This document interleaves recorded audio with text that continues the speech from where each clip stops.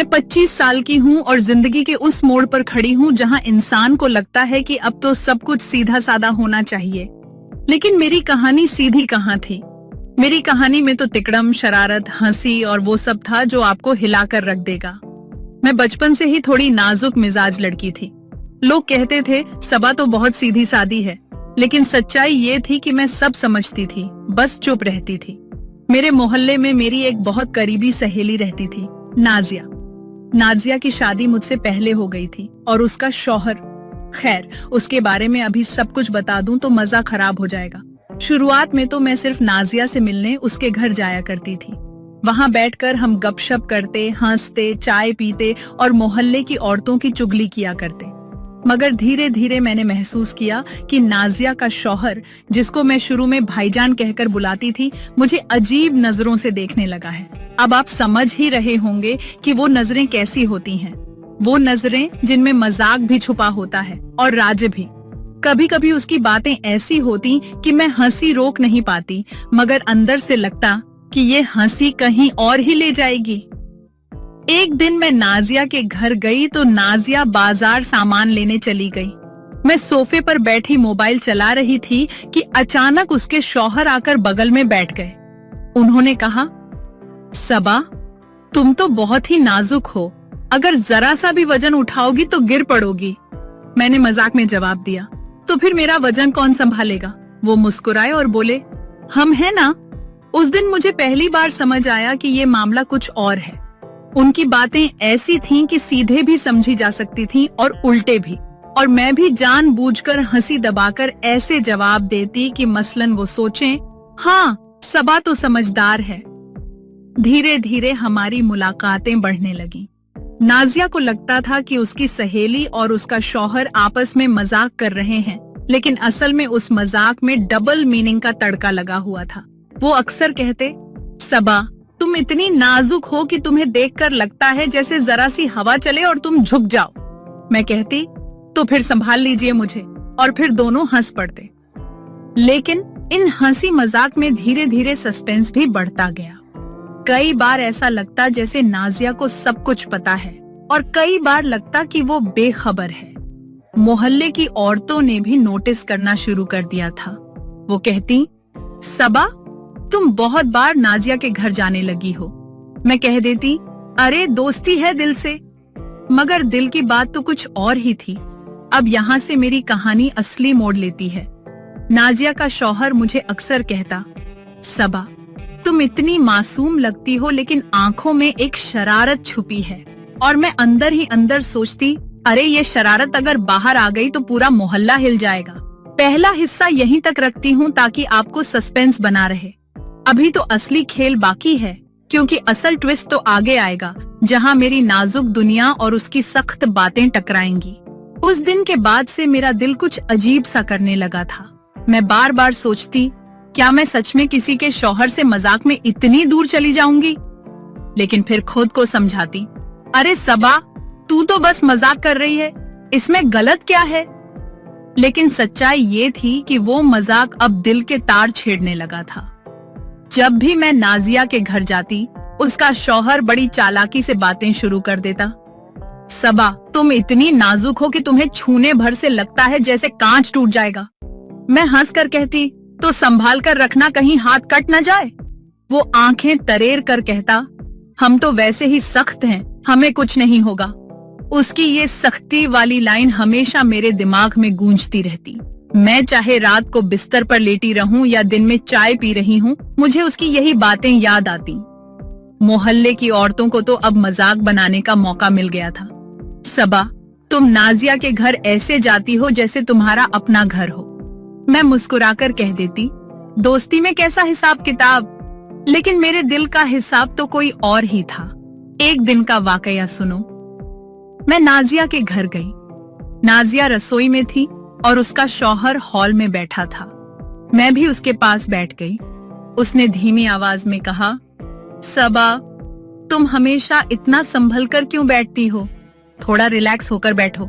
मैंने हंसकर कहा, अगर रिलैक्स होकर बैठ गई तो लोग समझेंगे कि मैं बिगड़ गई। वो बोला, लोगों की परवाह छोड़ो, हमें देखो। उसके लहजे में एक अजीब सी गर्मी थी, मैं चाहकर भी नजरें नहीं मिला पा रही थी। तभी नाजिया चाय ले आई। हम दोनों ऐसे सीधा हो गए जैसे क्लास में टीचर अचानक आ गई हो। इस तरह की छोटी छोटी बातें अब रोज का हिस्सा बन गई थीं। कभी मैं उसके घर जाती और वो मुझे छेड़ने लगता, कभी मोहल्ले में मिल जाता और तंज कसता।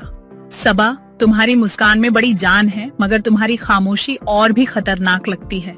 मैं मजाक में जवाब देती, तो फिर मेरी खामोशी से डरना मत। वो कहता, हम डरते नहीं, हमें तो सख्ती पसंद है। उसकी ये सख्ती वाली लाइन फिर मेरे कानों में गूंज गई। अब तो जैसे उसकी हर बात में एक छुपा इशारा होता। धीरे धीरे मुझे भी इस खेल में मजा आने लगा। मैं जानबूझकर ऐसी बातें कहती कि वो और उलझे। मैं कहती, मुझे तो भारी चीजें उठाने में मुश्किल होती है। वो कहता, चिंता मत करो, हम है ना, सब उठा लेंगे। मैं हंसकर कहती, सच में? तो फिर मेरी नाजुकता का बोझ भी? वो शरारती मुस्कान से जवाब देता, वही तो असली इम्तिहान है। अब आप सोच रहे होंगे कि नाजिया को कुछ पता नहीं चलता, तो सुनो, नाजिया वाकई बेखबर थी। उसको लगता था कि उसकी सहेली और उसका शौहर बस मजाक कर रहे हैं, लेकिन कभी कभी मुझे लगता कि शायद वो जानबूझकर अनदेखी कर रही है। मोहल्ले में अब अफवाहें भी फैलने लगी थी। सबा, तुम बहुत हंसती हो इन दिनों, कोई राज है क्या? मैं कहती, अरे राज तो यही है कि मैं खुश हूँ। लेकिन असली राज तो मेरे दिल और उसके शौहर की आंखों में था। एक बार तो हद ही हो गई। मैं बाजार से सब्जी लेकर आ रही थी कि अचानक वो सामने आ गया। हाथ में थैला पकड़ लिया और बोला, इतनी नाजुक उंगलियों से इतना भारी थैला हमें दे दो, हम उठा लेंगे। मैंने कहा, नहीं छोड़िए, लोग क्या कहेंगे? वो हंसकर बोला, लोग तो वैसे भी कहते रहते हैं, चलो आज उनकी बात सच कर ही देते हैं। उसकी बातें सुनकर मेरा चेहरा लाल हो गया। अब कहानी का मजा बढ़ने वाला था, क्योंकि इस बार सिर्फ मजाक नहीं था, इसमें सस्पेंस भी शामिल था। उस दिन मुझे पहली बार लगा कि ये खेल कहीं बहुत आगे ना निकल जाए, लेकिन मेरी नाजुकता और उसकी सख्ती का टकराव अभी बाकी था, और असली ट्विस्ट तो आने वाले हिस्से में होना था। दिन बीतते जा रहे थे और मेरा दिल अब पहले जैसा मासूम नहीं रहा था। हर मुलाकात, हर मजाक, हर नजर में एक अजीब सा खिंचाव था। मुझे लगता था कि जैसे हम दोनों एक खेल खेल रहे हैं, लेकिन इस खेल के नियम किसी को समझ नहीं आ रहे कावोम। एक दिन नाजिया ने मुझसे कहा, सबा, तुम तो मेरी सबसे प्यारी सहेली हो। तुम्हें देखकर मुझे हमेशा यकीन होता है कि मेरी शादी कितनी अच्छी है। मेरा शौहर कितना खुश रहता है तुम्हारी मौजूदगी में। उसकी ये बात सुनकर मैं अंदर ही अंदर कांप गई।